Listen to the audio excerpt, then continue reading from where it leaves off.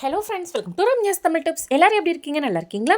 இன்னைக்கு இந்த வீடியோவில் எல்லாருக்கும் ரொம்பவே யூஸ்ஃபுல்லாக இருக்கக்கூடிய இன்ட்ரெஸ்டிங்கான கிச்சன் டிப்ஸ் மற்றும் வீட்டு குறிப்புகள் பற்றி தாங்க பார்க்க போகிறோம்.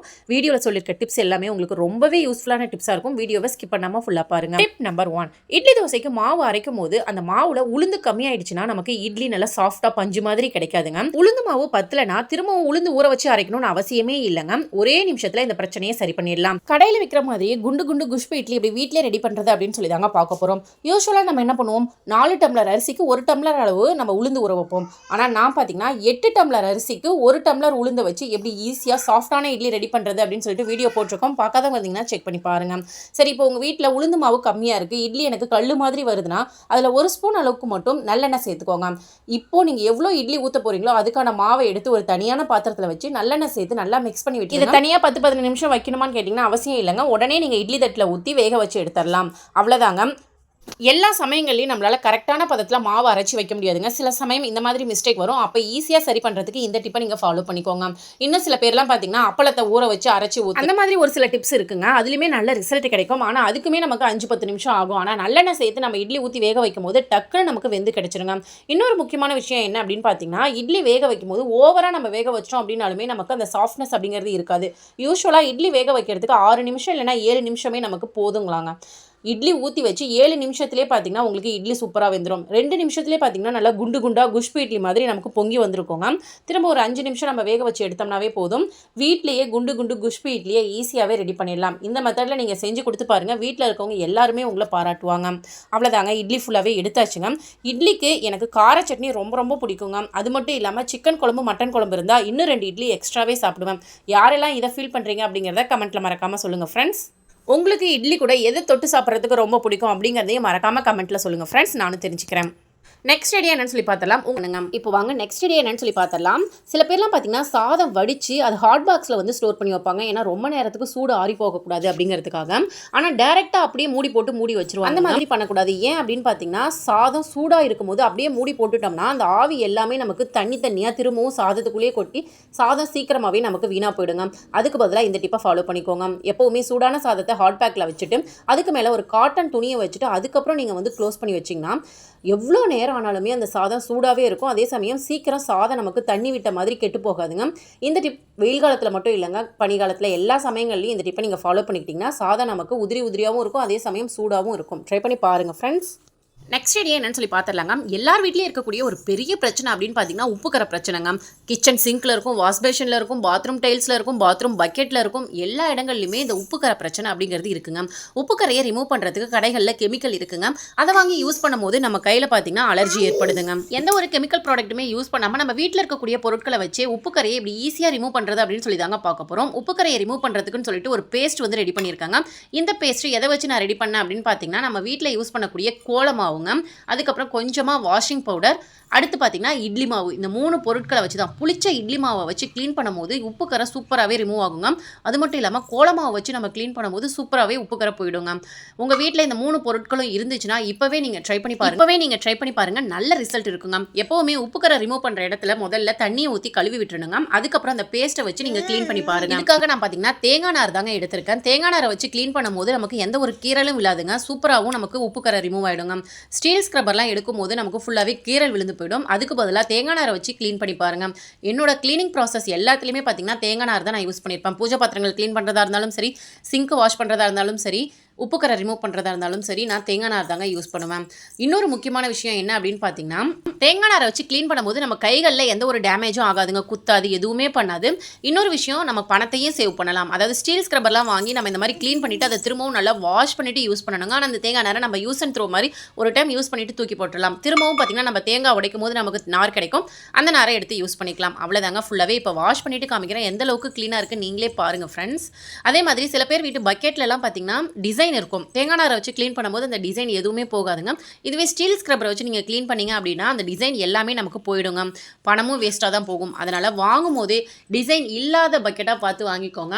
இன்னொரு முக்கியமான விஷயம், அந்த வாய்ப்பகுதியில் விளிம்பு பகுதி இப்படி வளைஞ்சிருக்க மாதிரி பக்கெட்டாக பார்த்து வாங்காதீங்க. ஏன்னா அந்த வாய்ப்பகுதி விளிம்பு பகுதியில் தான் பார்த்தீங்கன்னா உப்புக்கரை போய் நிறைய ஸ்டோர் ஆகி இருக்குங்க. அந்த விளிம்பு பகுதி வளைஞ்சி இருக்காத மாதிரி பார்த்து வாங்கிக்கோங்க. அவ்வளோதாங்க, ஃபுல்லாகவே நான் க்ளீன் பண்ணி முடிச்சிட்டேன். இப்போ பாருங்கள் அந்த பக்கெட்டும் மக்கும் எந்த அளவுக்கு புதுசு மாதிரி மாறிடுச்சு பாருங்கள். முதல்ல பார்க்கும்போது அவ்வளோ அழுக்காக ஒயிட்டாக இருந்தது. இப்போ பாருங்கள் புதுசு மாதிரி மாறிடுச்சு. ஆரம்பத்தில் நானும் ஸ்டீல் ஸ்க்ரப்பர் தாங்க யூஸ் பண்ணேன். பொருட்கள் வீணாகுதே அப்படின்னு சொல்லிட்டு நானுமே இப்போ வந்து பார்த்திங்கன்னா தேங்காய் நாருக்கு மாறிட்டேங்க. நீங்களும் மாறிடுங்க. இன்னொரு விஷயம், இந்த பேஸ்ட் அதிகமாக இருந்ததுங்க. சரி சிங்கை க்ளீன் பண்ணிக்கலாம் அப்படின்னு சொல்லிட்டு நான் க்ளீன் பண்ண ஸ்டார்ட் பண்ணிட்டேங்க. பாருங்கள் சிங்கை க்ளீன் பண்ணுறதுக்கு முன்னாடி எவ்வளோ அழுக்காக ஒயிட்டாக அசிங்கமாக இருக்குது. இந்த பேஸ்ட்டை வச்சு நான் க்ளீன் பண்ணதுக்கப்புறம் சிங்க்கு எந்த அளவுக்கு பளிச்சுன்னு புதுசு மாதிரி இருக்குன்னு பாருங்கள். முக்கியமான விஷயம், இந்த சில்வர் சிங்க்லாம் பார்த்தீங்கன்னா ரொம்ப நாள் ஆயிடுச்சுன்னா பழசு மாதிரி மாறிடுங்க. இந்த பேஸ்ட்டை நீங்கள் ரெகுலராக யூஸ் பண்ணும்போது, அதாவது வாரத்துக்கு ஒரு முறை இந்த பேஸ்ட்டை வச்சு நீங்கள் க்ளீன் பண்ணும்போது சிங்க் அப்படியே புதுசு மாதிரியே மெயின்டைன் ஆகுங்க. ட்ரை பண்ணி பாருங்கள். பிடிச்சிருந்தா ஃபாலோ பண்ணி பாருங்கள். நான் வாஷ் பண்ணிவிட்டு உங்ககிட்ட காமிக்கிறேன்.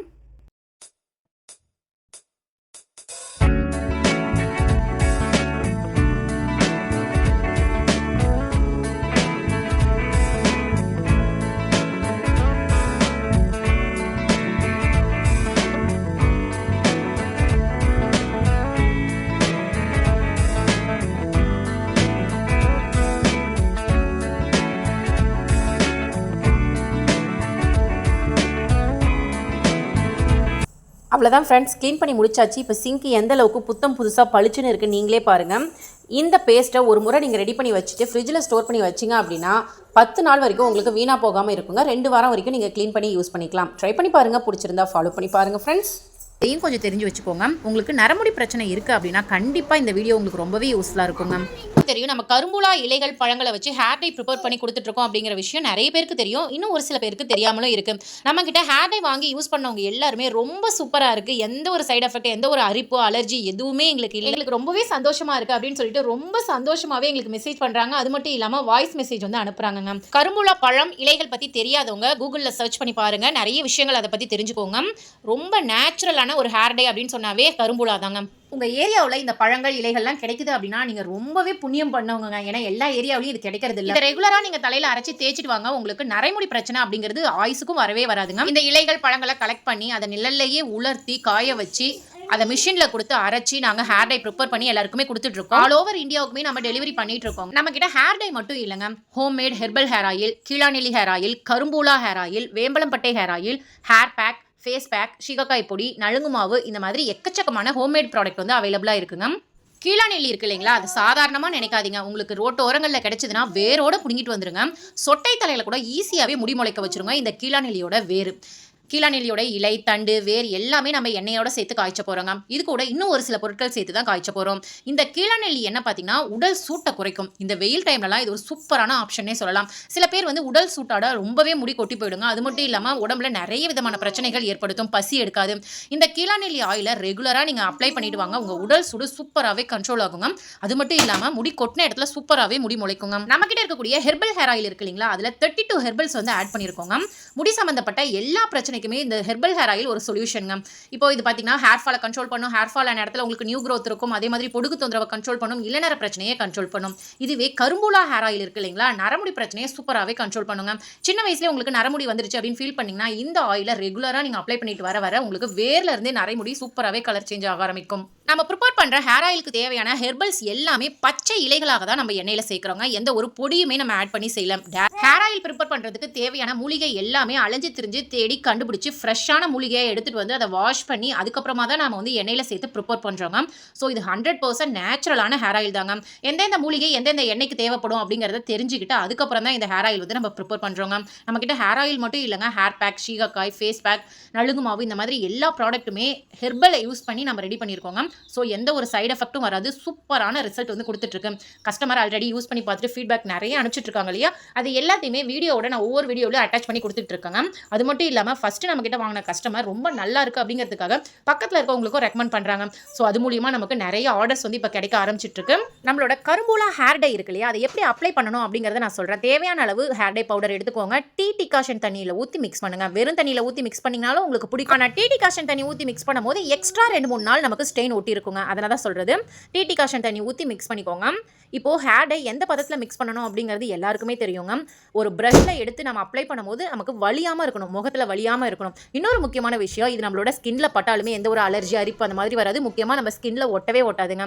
என் கையில் கூட நான் உங்களுக்கு காமிக்கிறேன், ஒட்டவே இல்லைங்க. சில பேர்லாம் ரொம்ப வயசானவங்க அபோவ் 60 இருக்கவங்களாம் எனக்கு கால் பண்ணி இவ்வளோ நாளாக இதை தாம்மா தேடிட்டு இருந்தேன், கிடைக்கவே இல்லை, எனக்கு ரொம்ப சந்தோஷமாக இருக்குது, ரொம்ப தேங்க்ஸ்மா, ரெகுலராக எனக்கு கொடுத்துருமா, அந்த மாதிரி சொல்லும் போது எனக்கு ரொம்பவே ஹாப்பியாக இருந்துச்சுங்க. நீங்களும் ட்ரை பண்ணி பாருங்க. உங்களுக்கு இந்த ஹேர் டை வேணும் அப்படின்னா ஸ்க்ரீனில் தெரியிற நம்பருக்கு உடனே வாட்ஸ்அப் பண்ணி உங்கள் ஆர்டரை ப்ளேஸ் பண்ணிக்கோங்க. நம்மகிட்ட இருக்கக்கூடிய ஃபேஸ் மாஸ்க்குங்க, நம்மளோட golden face mask powder, magic பவுடர்னே சொல்லலாங்க. ஒரு ஸ்பூன் அளவுக்கு எடுத்துக்கிட்டேன். அரை எலுமிச்சப்பழ சாறை வந்து பிழிஞ்சு விட்டுக்கிட்டாங்க. எலுமிச்சப்பழத்துக்கு பதிலாக நீங்கள் தக்காளி ஜூஸ், உருளைக்கிழங்கு சாறு, பால், மோர், தயிர், அப்படி இல்லைனா வெறும் தண்ணி எடுத்துக்கலாம். அரிசி கலஞ்ச தண்ணி, சோறு வடிச்ச கஞ்சி, ரோஸ் வாட்டர் எது வேணாலும் மிக்ஸ் பண்ணிக்கலாங்க. நல்லா தோசை மாவு பதத்துக்கு மிக்ஸ் பண்ணிட்டு முகத்தில் டைரெக்டாக நீங்கள் அப்ளை பண்ணிக்கலாங்க. அப்ளை பண்ணுறதுக்கு முன்னாடி முகத்தை நல்லா தண்ணி வச்சு ஃபேஸ் வாஷ் பண்ணிட்டு அதுக்கப்புறமா அப்ளை பண்ணிக்கோங்க. 20 மினிட்ஸ்க்கு அப்புறம் நீங்கள் வாஷ் பண்ணிக்கலாம். ஃபேஸில் அப்ளை பண்ணும்போது பார்த்தீங்கன்னா உங்களுக்கு கலரை இன்க்ரீஸ் பண்ணி கொடுக்கும், தோல் சுருக்கம் இல்லாமல் பார்த்துக்கும், பிம்பிள்ஸ் பிரச்சனை வராமல் பார்த்துக்கும், இருந்தாலுமே உங்களுக்கு சரி பண்ணி கொடுக்கும். பிம்பிள்ஸ் மார்க் அந்த டாட்டாக இருக்கும் இல்லைங்களா, பிளாக் கலரில், அது எல்லாமே உங்களுக்கு சரி பண்ணி கொடுக்கும். கண்ணு கருவளையம் சரியாகும், கழுத்தில் கருப்பாக இருக்க பிரச்சனை சரியாகும். முக்கியமான விஷயம் உங்களுக்கு கலரை இன்க்ரீஸ் பண்ணி கொடுக்குங்க. மங்கு பிரச்சனை இருந்தால் உங்களுக்கு சரியாயிடுங்க. இதில் கொஞ்சம் கூட கெமிக்கல் அப்படிங்கிறத சேர்க்கலங்க. ஃபுல் அண்ட் ஃபுல் ஹெர்பல்ஸ் தான். வாசனையே செம்மையாக இருக்குங்க. வாரத்தில் 7 நாளுமே இந்த மாஸ்க்கை நீங்கள் போட்டுக்கலாம். இதனால உங்களுக்கு குளிர்ச்சியாகவும் இருக்கும். இந்த சம்மரை சமாளிக்கணும், வெயிலில் நல்லா அலைஞ்சு திரிஞ்சிட்டு வரேன், எங்களுக்கு கடைக்கு ஷாப்பிங் போயிட்டு வரேன் அப்படின்னா ரொம்ப முகம் டேன் ஆகி இருக்கும், ரொம்ப அழுக்கு பிடிச்சிருக்கும் இல்லையா, அந்த மாதிரி சமயங்களில் வீட்டுக்கு வந்த உடனே இந்த ஃபேஸ் மாஸ்க்கை போட்டு பாருங்க, சூப்பரான ரிசல்ட் கொடுக்குங்க. நம்மளோட ப்ராடக்ட்ஸ் எல்லாமே 100% நேச்சுரல், 100% ஹோம்மேடுங்க. இது உங்களுக்கு வேணும் அப்படின்னா ஸ்க்ரீனில் தெரியிற நம்பருக்கு உடனே வாட்ஸ்அப் பண்ணி உங்கள் ஆர்டரை புக் பண்ணிக்கோங்க. சொட்டை தலையில முடி முளைக்கணுமா, என் தலை வழுக்கையாயிடுச்சு, முடியே இல்லை அப்படின்னு ஃபீல் பண்ணுறீங்களா, கவலையே விடுங்க. இந்த ஹேர் பேக்கை வாரத்துக்கு 3 முறை தலையில் அப்ளை பண்ணி ஹேர் வாஷ் பண்ணுங்கள். சூப்பராக உங்களுக்கு முடி முளைக்க ஆரம்பிச்சிருங்க. இந்த ஹேர் பேக் ரெடி பண்ணுறதுக்கு வெற்றிலை வந்து ஒரு 4 எடுத்துக்கிட்டேன், 4-5 தேங்காய் பீஸ் எடுத்துக்கிட்டேன், கீழாநிலியோட வேர் பகுதி, தண்டு பகுதி, இலை பகுதி எல்லாமே சேர்த்து மிக்சியில் சேர்த்து அரைச்சி எடுத்துக்கிட்டாங்க. ஓகே ஃப்ரெண்ட்ஸ், உங்களுக்கு நம்மளோட ப்ராடக்ட்ஸ் ஹெர்பல் ஹேர் ஆயில், கருமுலா ஹேர் ஆயில், கீழாநிலி ஹேர் ஆயில், வெம்பளம்பட்டை hair oil, hair pack, face pack, ஷீகாக்காய் பொடி, நலுங்கு மாவு, ஹேர் டை எது வேணும்னாலுமே ஸ்க்ரீனில் தெரியிற நம்பருக்கு உடனே வாட்ஸ்அப் பண்ணி உங்கள் ஆர்டரை புக் பண்ணிக்கோங்க. உங்களுக்கு இருக்கக்கூடிய பிரச்சனையை உடனே சரி பண்ணிக்கோங்க. முக்கியமாக எந்த ஒரு சைடு எஃபெக்டும் இல்லாமல். உங்கள் வீட்டில் ஏசி இல்லையா, கவலையே விடுங்க. வெயில் காலத்தில் வெயில் தாங்க முடியல, வீட்டுக்குள்ளே வந்தால் ரொம்ப கசகசன்னு இருக்குது, என்ன பண்ணுறது அப்படின்னு ஃபீல் பண்ணுறீங்களா, கவலையே விடுங்க. ஏசி போட்டால் அந்த ரூம் எப்படி குளுகுளுன்னு ஜிலுஜிலுன்னு இருக்குமோ அதே மாதிரி ஃபேன் மட்டும் இருந்தால் போதுங்க, நம்ம ரூமை ஜிலுஜிலுன்னு குளுகுளுன்னு மாற்றிடலாம். இதுக்கு ஒரே ஒரு டிப்பை மட்டும் நீங்கள் ஃபாலோ பண்ணிங்கன்னா போதுங்க. வெயில் காலத்தில் எப்போவுமே ஃபேனை நல்லா தொடச்சி க்ளீனாக வச்சுக்கோங்க. ஏன்னா ஃபேனில் அழுக்கு இருந்துச்சுன்னா ஃபேன் சுற்றுறதுக்கு ரொம்ப லேட் ஆகும், அதாவது ரொம்ப ஸ்லோவாக சுற்றும். அதனால் மந்த்லி ஒன்ஸ் எப்போவுமே ஃபேனை க்ளீனாக வச்சுக்கோங்க. இதனால் ஃபேனும் ரிப்பேர் ஆகாமல் இருக்கும். இன்னொரு விஷயம், பகலில் லைட் போடுறதை அவாய்ட் பண்ணிக்கோங்க. ஏன்னா லைட் போட்டோம் அப்படின்னா வெளிச்சம் மட்டும் வராதுங்க, அதுலேருந்து நமக்கு ஹீட்டுமே வரும். ஸோ அந்த ரூமே நமக்கு ரொம்ப ஹீட்டாக இருக்கும். வெயில் காலத்தை சமாளிக்கணும் அப்படின்னா தண்ணி தாங்க நமக்கு தேவை. டெய்லியும் வீட்டை தொடச்சி விடுங்க.